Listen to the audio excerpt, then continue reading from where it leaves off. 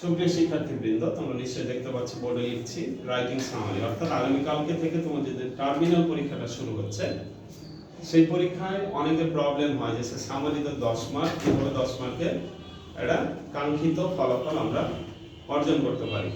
তো এই সামারি রাইটিংয়ে 10 মার্কের জন্য আমাকে বুঝতে হবে আসলে সামারিটা কি। তোমরা যারা অনেকে ক্লাস করেছো আমি বলার চেষ্টা করেছি, অথবা যারা মিস করেছো ক্লাসগুলো তারা আবার দেখে নাও। সামারি বুঝতে গেলে তোমাকে, আমরা নরমালি সামারি মানে জানি, সামারি মানে হলো সারাংশ, বা কবিতার ক্ষেত্রে আমরা সারমর্ম বলি। তো সামারি একটা সুন্দর ডেফিনিশন আছে যেটা বোর্ড বইয়ে তোমাদের দেয়া আছে। তাহলে আমরা চলো লিখি। সামারি বলছি, সামারি যে concise overview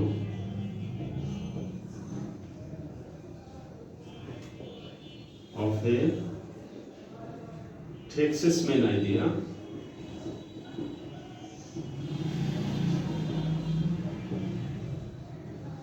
written in your words. তাহলে আশা করি বুঝতে পারছো, or your own way. So a summary is a concise overview of a text's main idea written in your words or your own way. এর অর্থ হলো summary হলো এমন একটা সংক্ষিপ্ত অবস্থা যেটা কোনো টেক্সটের ওভারঅল বা সামগ্রিক ধারণার একটা মূল ভাবকে প্রকাশিত করা হয় নিজের ভাষায় লেখার মাধ্যমে। কথা ক্লিয়ার? এইভাবে আসলে আমরা আইডিয়া যদি ক্লিয়ার থাকে, তাহলে কেউ যদি বলে যে এই সামারি কি বলো তো, তুমি কি বলবা? সারাংশ বলবা নাকি বলবা a concise overview of a text's main idea? আমি কি বোঝাতে পারলাম? তাহলে এই concise overview of a text's main idea, এটাই আসলে কি সামারি, যেটা কি করতে হয় written in your words, written in your words. আমি কি বোঝাতে পারলাম? এখন বলছে there are 7 steps for summary writing. There are 7 steps. কয়টা স্টেপ রয়েছে? 7টা। কয়টা? এক নাম্বার স্টেপ বলছে আমরা যদি ABC করে সিরিয়াল করি তাহলে এক নম্বরে হবে কি read the text carefully. এক নম্বর কি read the text carefully. তোমাকে যে প্যাসেজটা দেয়া থাকবে সেই প্যাসেজটা সেটাকে কি করবা? ভালো করে পড়বা। এন্ড প্যাসেজ কমন হয়ে গেলে তো ভালো, আর যদি কমন না পাও তাহলে গেল। তো গেল, টেনশন নাই, কি করতে হবে? read the text carefully and if possible read aloud. কিন্তু পরীক্ষার হলে তো আমরা জোরে করে পড়তে পারবো না, তাহলে ওটার দরকার নেই, 2-3 বার পড়বা, তাহলে একটা ধারণা পাবা। 2 নম্বর পয়েন্টে বলছে আইডেন্টিফাই দ্য মেইন আইডিয়া। কি বললাম? Identify the main idea. বুঝতে পারছি? তাহলে তোমার প্যাসেজ যদি পড়ো, এখন যেহেতু ডক্টর মোহাম্মদ ইউনূসের রেস চলছে, তাহলে তুমি সহজে কি করতে পারো যে যদি আনসিন প্যাসেজ আছে ডক্টর মোহাম্মদ ইউনূস নিয়ে, তাহলে কি করব? The passage is about life and works of doctor Muhammad Yunus. এইভাবে করে বাক্যটা শুরু করবা, তাহলে কি হবে? তোমার জন্য রাইটিংটা বা সামারি লেখার যে স্টেপগুলো ফলো করা সেটাও সহজ হলো। টিচারও হয়তো থিঙ্ক করবে যে যাক, বাচ্চাটা তো কি একটা ওভারভিউ দিয়েছে, একটা সুন্দর ধারণা শুরু করেছে, অর্থাৎ কপি পেস্ট করার সুযোগ কম। ঠিক আছে? তাহলে এই জন্য এইভাবে শুরু করবা। দ্য প্যাসেজ ইজ বা text is about life and works of Nazrul Islam, যদি রবীন্দ্রনাথ হয় তাহলে Rabindranath Tagore, life and works of Qudrat-i-Khuda, life and works of blah blah blah. অথবা যদি বলা হয় কোনো প্রতিষ্ঠান সম্পর্কে তাহলে কোনো প্রতিষ্ঠান, যদি বলা হয় ক্রিকেট ওয়ার্ল্ড টুর্নামেন্ট তাহলে কি ক্রিকেট টুর্নামেন্ট, যদি বলা হয় বীরভূম হাই স্কুল তাহলে বীরভূম হাই স্কুল। এবার 3 নম্বর বলছে identify the important words and phrases.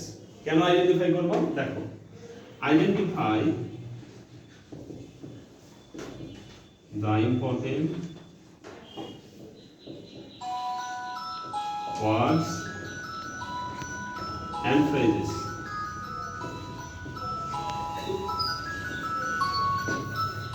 Identify করবে কি ইম্পর্টেন্ট ওয়ার্ডস এন্ড ফ্রেজেস। এর মানে হলো তোমাকে খুঁজতে হবে, তুমি যখন প্যাসেজটা পড়বা প্যাসেজটার গুরুত্বপূর্ণ শব্দটা কি এবং কোনো গুরুত্বপূর্ণ ফ্রেজ আছে কিনা যেটা তোমার টেক্সটের প্রধান ভূমিকা হিসেবে এসেছে।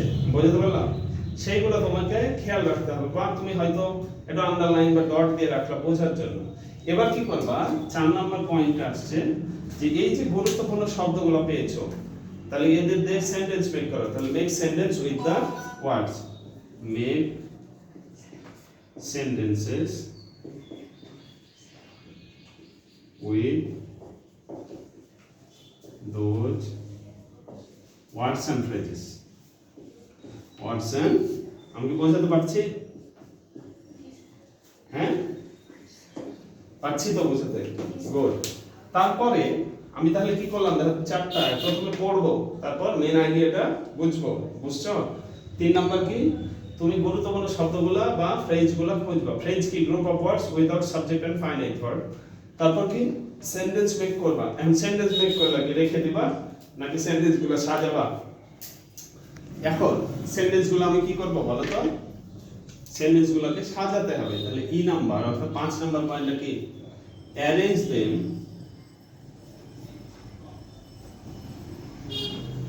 ঠিক আছে, দেন into the orderly manner, a orderly manner। অর্থাৎ তুমি যে ওয়ার্ড বা ফ্রেজগুলোকে বাক্য বানাবে, এই বাক্যগুলোকে কি করো, এটা গুছিয়ে লিখো একটার পর আরেকটা। আমি বোঝাতে পারছি? তারপর কি বলছি, 7 নম্বর এফ নাম্বার কি বলছে, find out any sort of problem related to grammar, punctuation or spelling। তাহলে find out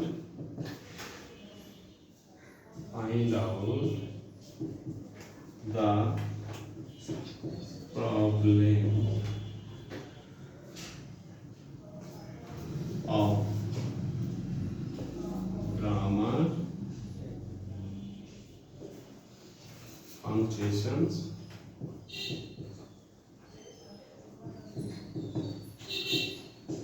and spelling। ঠিক আছে? এবং সবশেষে কি করবা, ওভারঅল কনস্ট্রাকশনটা ঠিক আছে কিনা।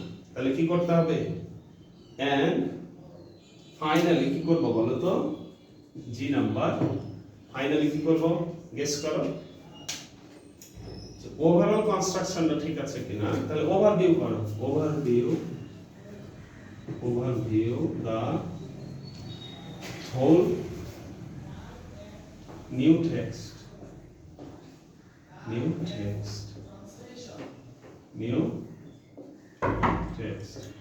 thus you can write a summary। okay তাহলে প্লিজ, তাহলে আমরা বুঝতে পারছি যে summary is a concise overview of a text's main idea written in your words or your own way.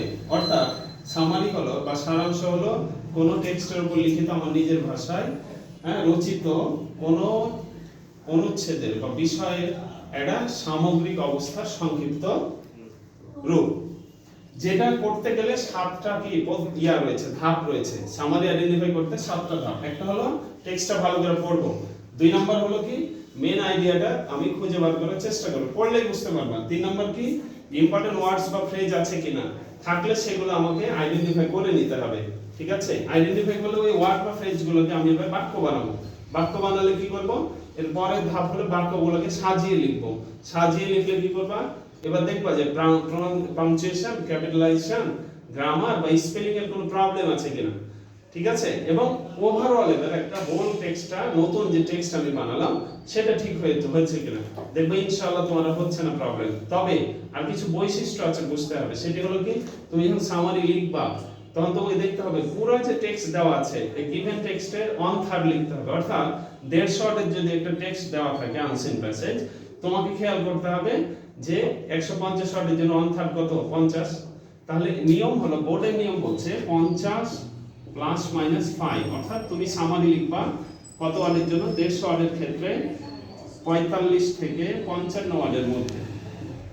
এবং টিচারদের মনোযোগ আকর্ষণের জন্য তুমি যে সামারিটা কমপ্লিট করলা হোল টেক্সট নিজের ভাষায়, সেটার শেষে একটা ওয়ার্ড কাউন্ট করে দিবা যে আমি লিখলাম কি হয়তো 47 ওয়ার্ড, তাহলে 47 ওয়ার্ডস। তাহলে তোমার টিচার নিশ্চয়ই এটাকে খেয়াল রাখবেন। আমি কি বোঝাতে পারলাম? যাই হোক, এভাবেই সামারি লিখবা। ওকে? আর যত উদাহরণ আছে এগুলো বাদ দেওয়ার চেষ্টা করবা, খুবই গুরুত্বপূর্ণ উদাহরণ না হলে বাদ দেওয়ার চেষ্টা করবা। আর কি কমপ্লেক্স বা কম্পাউন্ড বাক্য যদিও তোমরা এখন হ্যাবিচুয়েট হওনি, সিম্পল বাক্য অর্থাৎ একটা ফাইনাইট ভার্ব ওয়ালা বাক্য লেখার চেষ্টা করবা। এই ছিল মোটামুটি সামারি। Thank you.